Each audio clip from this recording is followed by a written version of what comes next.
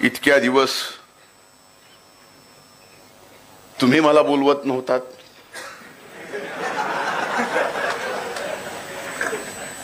म्हणून मला येता येत नव्हतं. आता एकाएक तुम्ही बोलवायला मी आलोय, याला म्हणतात संघर्ष. मी आतलं सांगत नाही.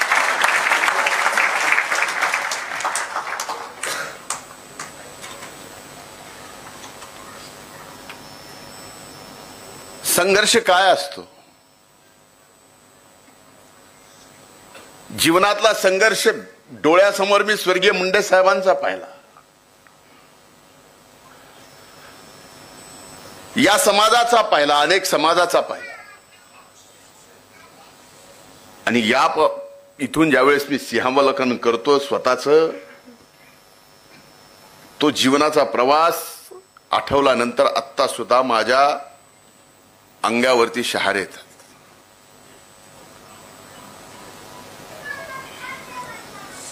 आज या सकळ समाजाच्या वतीनं समाजातील गुणवंताचा सत्कार माझ्या हाताने होतोय.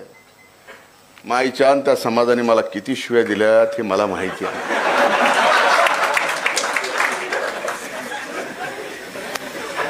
खरंय ना, मला खोटं बोलायला जमलं नाही. मी जे बोलतो इथं इथं आणि इथलं सिंक्रोनाइज झाल्याशिवाय मुखातून बाहेर पडतच नाही. त्यावेळेसची परिस्थिती, त्यावेळेसची ती भावना होती, ती भावना तुमची होती, पण संघर्ष माझा होता. त्या परिस्थितीतून आजच्या परिस्थितीमध्ये जो बदल घडलाय याला संघर्षाचा विजय म्हणतात. कांगणे सर, आपण व्याख्याते आहात, वक्ते आहात. व्याख्याते वक्ते असल्यामुळं हा संघर्ष आहे ना. काल शिव्या देणारा आज ज्यावेळेस आपल्या हातून सत्कार करतो त्यावेळेस खरा चमत्कार असतो आणि त्याच्या पाठीमागे नियती असते. का तर त्याची नियत साफ असते. ज्या वेळेस तुमची नियत साफ आहे त्यावेळेस नियती तुमच्या सोबत आहे. आणि ती नियती म्हणजे काय तर दैव तुमच्या सोबत आहे. मी आज एक गोष्ट सांगतो, स्वर्गीय मुंडे साहेबांच्या सोबत संघर्षाच्या काळात सावलीसारखा त्यांचा संघर्ष मी बघितला. त्या संघर्षातून जिथपर्यंत ते पोहोचले तोही पाहिला. जे व्हायला नको होतं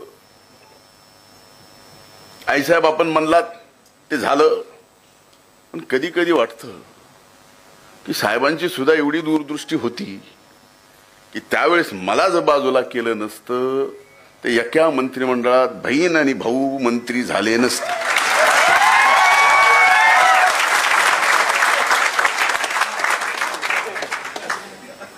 संजय भाऊ आमदार झाले नसते.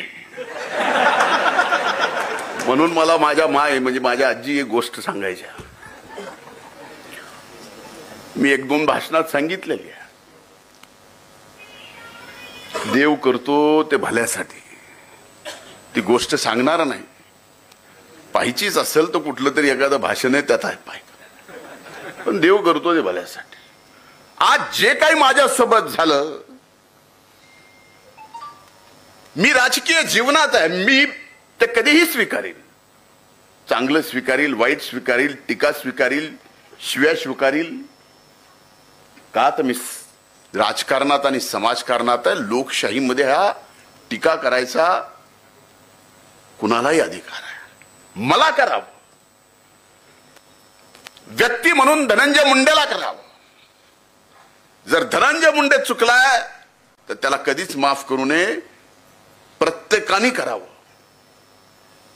पण तो विषय फक्त धनंजय मुंडेपर्यंत असावा, धनंजय मुंडेच्या जातीपर्यंत, धनंजय मुंडेच्या जिल्ह्यापर्यंत, धनंजय मुंडेच्या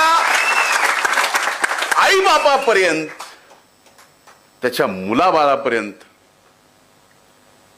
हे कधीच झालं नाही. बस झालं तर किती दिवस व्हावं.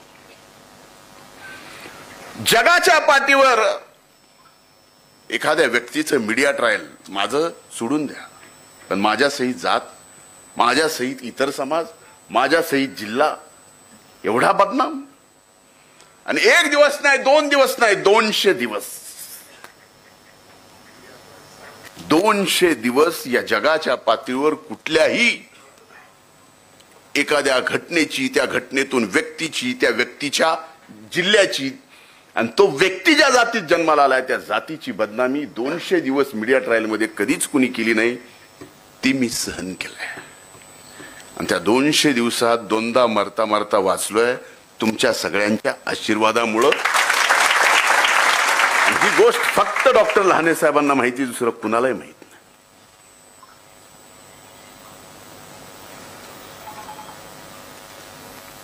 स्वर्गीय मुंडे साहेबांनी मला, माझ्या वडिलांनी कधी जात पात धर्म याच्यावर राजकारण करण्याचं सांगितलेलं नाही.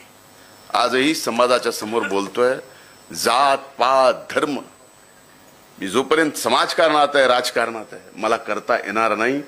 तो अधिकार मला दिलेला नाही. कारण ज्या वेळेस तुम्ही नेतृत्व म्हणून उभं राहता त्यावेळेस तुम्ही एका समाजाचे नसता, तर सर्व जाती धर्मातले असता.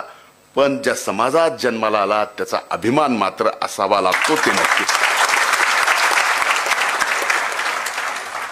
आणि गरज काय, एक फोन लावला की काम होतो. पूर्वी लावावं लागायचा, बोलवावं लागायचं. इथं बरेच जण आलेत, सर्व क्षेत्रातले आलेत, प्रत्येक ठिकाणी अडीअडचण येते. आणि त्या अडीअडचणीच्या काळात ज्याला अडचण येते त्याला त्यावेळेस धनंजय मुंडेचा फोन नंबर आठवतो. याच्यासारखं देवानी मला तरी काय द्यावं, असल्या मंत्रिपदाला ह्याला काय चाटायचं. अडचणीच्या काळात देव आठवतो, त्याच्या अगोदर आपल्यासारखं आठवतोय, हे साधं नाही. ह्या सगळ्या परिस्थितीत आज आपल्या समोर मला एवढंच सांगायचं आहे की हो, या समाजातून अनेक मान्यवर नेते झाले, वेगवेगळ्या पक्षात झाले, वेगवेगळी विचारधारा होती. ती भविष्यातही असावी नसावी ज्यांनी त्यांनी ठरवावं, त्याच्यासाठी माझा कुठलाही आग्रह नाही. कारण आपण कधीही संकुचित मनानं आपल्या सगळ्यांनी काम केलेलं नाही. नाही तर उद्या, आजकाल असं चाललंय, वाईट वाटतं माझ्यासारख्याला, की प्रत्येक महापुरुष जो ज्या जातीत जन्माला आला तो महापुरुष त्या जातीतच आपण बांधून ठेवला, त्याच्या बाहेर जाऊ दिलं नाही. आपल्या जातीचा इतिहास 160च्या स्पीडनं समृद्धीवर धर्मराजने सांगितलं. मला वाटत होतं जरा हळू स्पीडनं सांगावं, पण स्पीड त्याची जास्तच आहे. लहानपणापासून त्याला मिशा न फुटताना सुद्धा राजकारण करताना मी पाहिलंय, म्हणून मला अधिकार आहे. बरोबर.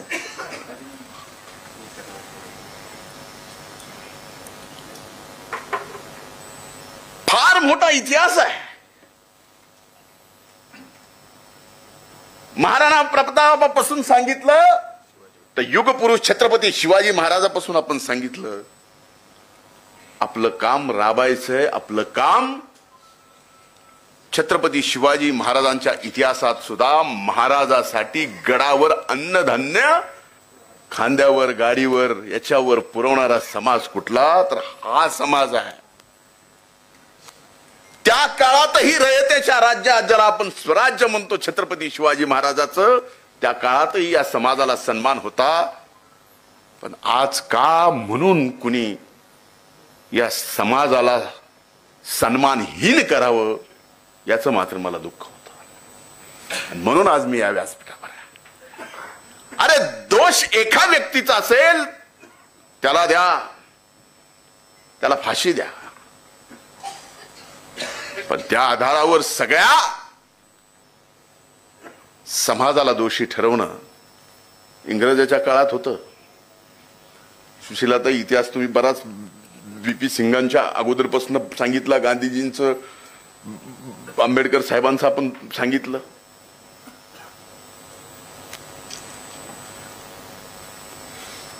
तसे अनेक संदर्भ आहेत, आपल्याला माहिती आहे.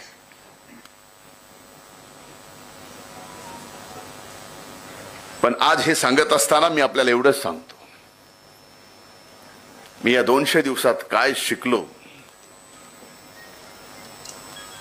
तर कधी बोलायचं आणि कधी न बोलायचं हे आपल्याला कळालं पाहिजे. पहिले मला कळत होतं, पहिलं कळत नव्हतं अशातला भाग नाही. पहिलेही कळत होतं, बोलताना मी कधीच चुकलेलो नाही. कुठला चॅनलवाला बोलताना धनंजय मुंडेची जीभ घसरली, हा मधल्या काळात अर्धांग वायुयानाने घसरली ती वेगळी, पण भाषणात घसरली असं इतिहासात माझ्या कधीच नाही. आज आपण इथं उपस्थित सर्वजण जवळजवळ सदन आहेत.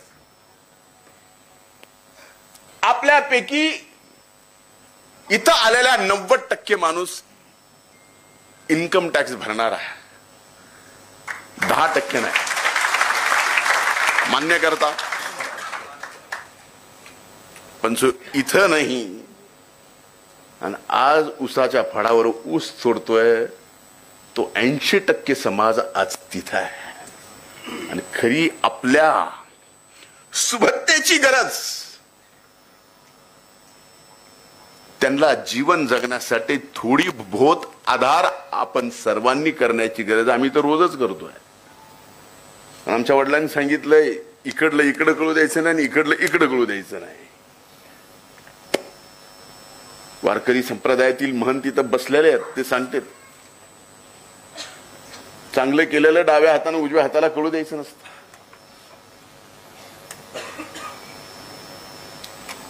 तुम्ही कळू देऊ नका, हेच माझं सांगणं आहे. पण द्या, ही मदत करावी लागेल. हो, आज मी जबाबदारी स्वीकारतो. अनेक जणांनी मला यापूर्वी सांगितलं, पुण्यामध्ये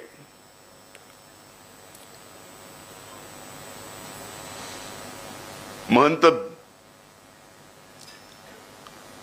नामदेव शास्त्री बाबांनी मला सांगितलं की पुण्यात एक जागा तू बघ, तिथं UPSC आणि MPSCच्या मुलांसाठी मोफत हॉस्टेल.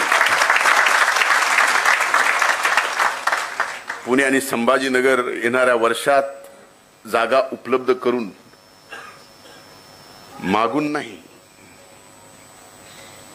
मागून नाही, हक्काची. आपल्या गुणवत्तेवर अगदी शिपायापासून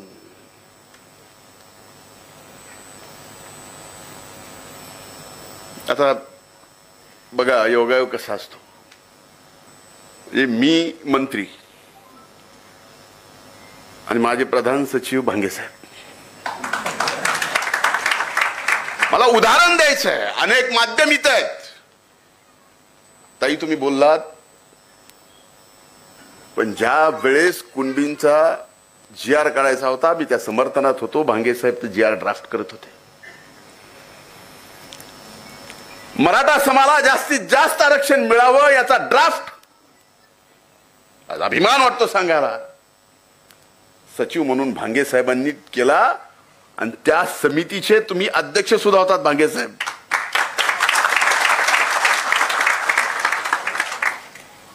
हे या समाजाचं कर्तृत्व आहे, ही दानत आहे, हे मोठं मान आहे.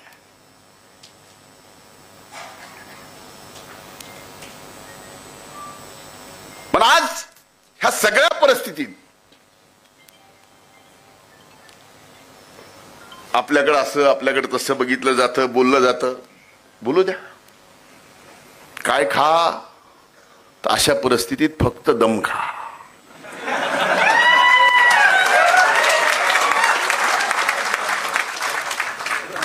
म्हणून मला आज एवढंच सांगायचंय, समाजाने हे लक्षात ठेवा, हे व्यक्तिगत नाही. आज तर शेरोशायरी कुणी कुणी केली मला आठवत नाही. पण समाजाला मला एवढंच सांगायचं आहे, आपल्या सर्वांना, झुक झुक कर सीधा खड़ा हूं मैं, झुक झुक कर सीधा खड़ा हूं मैं, अब झुकने का शौक नहीं, झुक झुक कर खड़ा हुआ हूं मैं, अब झुकने का शौक नहीं, अपने ही हाथों से स्वयं बना. आज सर्व गुणवंत आपण जे आहेत, ज्यांचा सत्कार केलाय, जे इथं आहेत, ज्यांचा सत्कार नाही झाला, आपल्या आपल्या आयुष्यामध्ये जे गुणवंत आहेत त्यांनी ऐकावं. अपने ही हाथों से स्वयं बना, अब तुमसे मिटने का खौफ नहीं.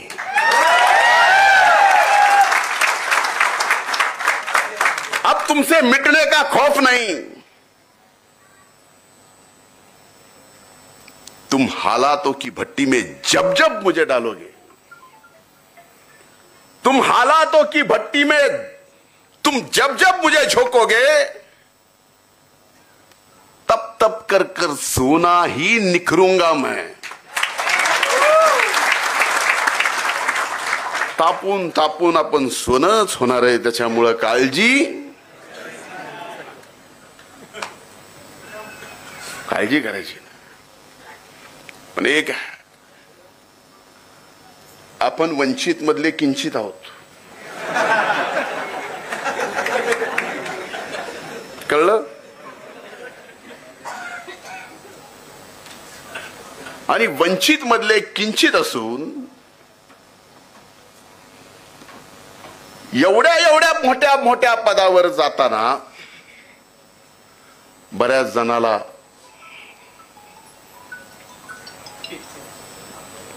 किंचित तरी राग येईल, तो येणारच, त्यामुळे त्रास होणारच. म्हणून कुणी बिंदू नामवली काढायची, म्हणून कुणी आमच्या गुणवत्तेवर, आम्ही मिळवलेल्या नोकरीवर बोट दाखवायचं, हे आम्ही आता सहन करणार नाही. त्याच्यानंतरच एक उदाहरण आहे. एका पोलीस भरतीमध्ये ओपनच्या जाग्यावर 133 पोरं या समाजातले लागले. ही गुणवत्ता ओपनच्या जागा ना, ओपनच्या मेरिटवर. हे मेरिट आहे. आता हे मेरिट जन्मजातच आहे, रक्तातच आहे, जेनेटिकलीच आहे. तर आता ह्या मेरिटला कोण कसं मारणार आहे, कसं संपवणार आहे? हे संपणार नाही. अरे राजकारणात तरी याचा ना त्याचा, त्याचा ना त्याचा, त्याचा ना त्याचा आधार लागतो, त्यावेळेस राजकारणामध्ये माणूस मोठा होतो. पण आज आपण ज्यांचा गुणवंत म्हणून सत्कार केलाय, त्यांना त्यांच्या आई वडिलांचा आशीर्वाद असेल, दुसरा आधार नसेल, भगवंताची कृपा असेल, त्यांनी त्यांच्या स्वतःच्या ताकदीवर हे करून दाखवलं. ही त्यांची गुणवत्ता आहे. आपला कुणीही दोष करू द्या, तो दोष आपल्यात नाही, दोष करणाऱ्यात आहे. पण आपण मात्र कुणाचाही द्वेष करायचा नाही, ही हात जोडून कळकळीची आपल्याला विनंती आहे. रक्त गरम है,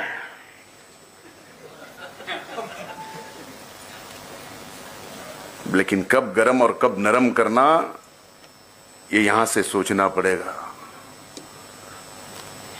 त्यावेळेस आपल्याला कळणार आहे. पण आज मला एका गोष्टीचा नक्कीच अभिमान वाटला की भले या काळात मी ज्या जातीत जन्माला आलो, त्या जातीतल्या असंख्य किंवा समूळ मला माझा द्वेष केला. पण ज्या काळात जीवनातलं सर्वात मोठं संकट आलं, त्यावेळेस आपणच सर्व माझ्या खंबीरपणे पाठीमागे उभा राहिलात.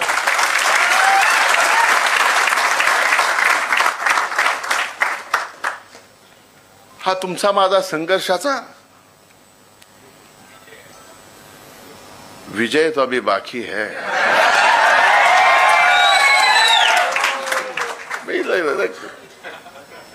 मी 200 दिवस शांत होतो का? अनेक जण म्हणायचे मला, संजय भाऊ आहेत त्या काळात सावलीसारखे बोलत का नाही,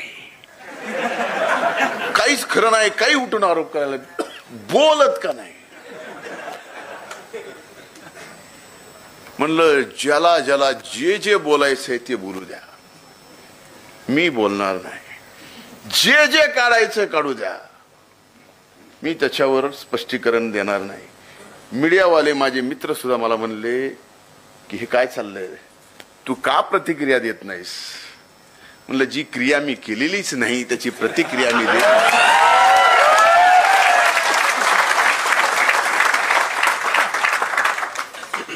का द्यावी. एक काढलं, 2 काढलं, 3 काढलं, सगळं काढलं, काहीच राहिलं नाही शिल्लक. आता काय बोलावं तरी ह्याच्यावर काय, सगळं काढलं.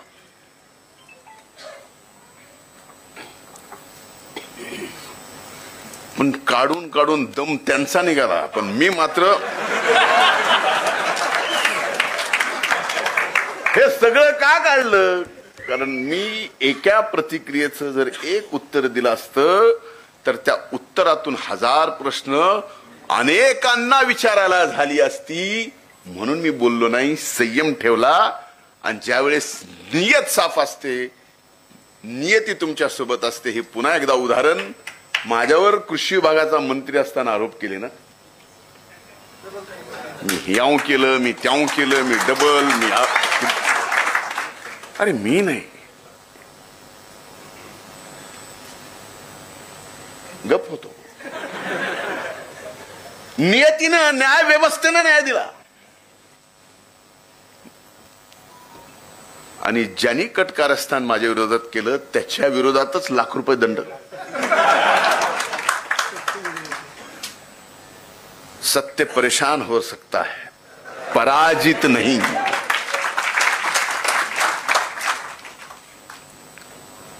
पुढेही संकटातून, संघर्षातून जावं लागेल. हे मलाच का, हे देवाला विचारायची गरज नाही. कारण प्रारब्ध हा देवाला सुद्धा चुकला नाही. मी जर चुकत नसेल, नाही तर म्हणतांच्या समोर बोलतो उगाच काहीतरी बोलायचं, देवाला सुद्धा चुकला नाही. आता श्रावण महिना चालू आहे.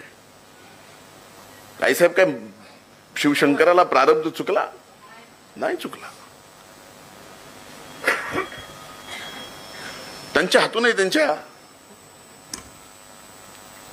गणपतीचं म्हणून गज बसवावं लागलं. म्हणून गजानन म्हणतो का हा प्रारब्ध नाही. म्हणून संघर्षात काय करायचं तर संयम ठेवायचा, संघर्ष करत राहायचा. संघर्ष आपल्या कायम आहे. आखरी में जीत अपनी है. एक दिवस येईल, एक दिवस येईल नक्कीच की त्या दिवशी तुम्हा सगळ्यांना सर्व समाजातून छाती फुगवून सन्मानानंच, आज द्वेष करतात, सन्मानानंच, महासन्मानानं तुम्हाला बोललं पाहिजे. एवढं चांगलं काम आपल्याला सगळ्याला मिळून करायचंय. ते द्वेष कुणाचा करून नाही, तर आपल्यातला चांगलेपणा देऊ दुसऱ्याला. कुणाच्यात कमी झाला असेल तर त्यांची लेवल वाढवावं लागेल.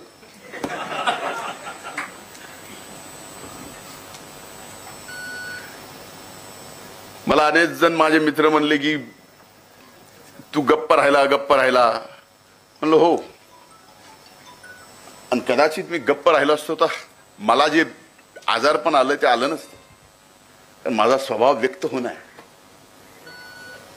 माझा स्वभाव जर व्यक्त होणं आहे, मी जर अव्यक्त झालो, 200 दिवस काहीच बोलत नाही, फक्त माझ्या विरोधात जे जे चाललंय, जे शिव्या शाप देत आहेत, घरादाराला देत आहेत, जातीला देत आहेत, जिल्ह्याला देत आहेत, मातीला देत आहेत, माझ्या परडीला देत, सगळ्याला गुमान सहन केलं, बोललो नाही म्हणून हे झालं. जर बोललो असतो तर हे झालं नसतं. त्या काळात आता संजय भाऊनी त्यांच्या मोबाईलवरून सांगितलं, म्हणजे त्या काळामध्ये मला 1-2 ओळी गुलजार साहेबांच्या आठवल्या. कि नए सफर में खामोशी को अपनाया मैंने, नए सफर में खामोशी को अपनाया मैंने, क्योंकि बिना गलती के बहुत कुछ सुना है मैंने।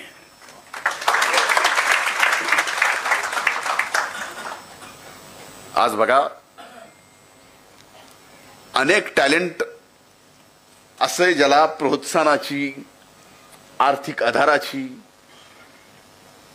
सर्व गोष्टीची आवश्यकता आहे। माझी आपल्याला हात जोडून विनंती आहे, जे ज्या क्षेत्रात आपण काम करताय, भलेही आपल्याला काही गोष्टीत मदत त्यांना करता आली नाही, तर त्या व्यक्तीचं टॅलेंट बघून तुम्ही मला सांगा, अशा टॅलेंटला पुढे आणण्यासाठी आणि तो जगात नाव करील असं करण्यासाठी आपण पूर्ण ताकदीने मदत करू।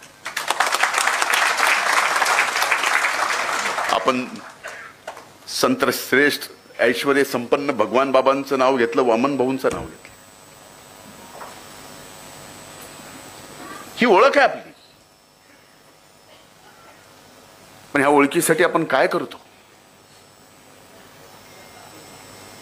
आपल्याला माहित नाही। भगवान गडावर एमपीएससी आणि यूपीएससीची जसं आपण अनेक जण करतात, तसं तिथं सुद्धा त्या गडासाठी आपण काय करतो?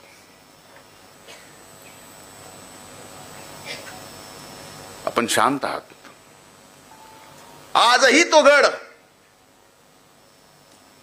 त्याचं महत्व, त्याचं ऐश्वर्य, तो असेल घेण्यात असेल, हे ऊस तोड मजुराच्या मनगटाच्या ताकदीवर त्यांनी जे कमवलंय त्याच्या रुपयातून उभा आहे, तुमच्या माझ्यात नाही। आहे का? लागलं असेल तुम्हाला, पण खरंय का नाही?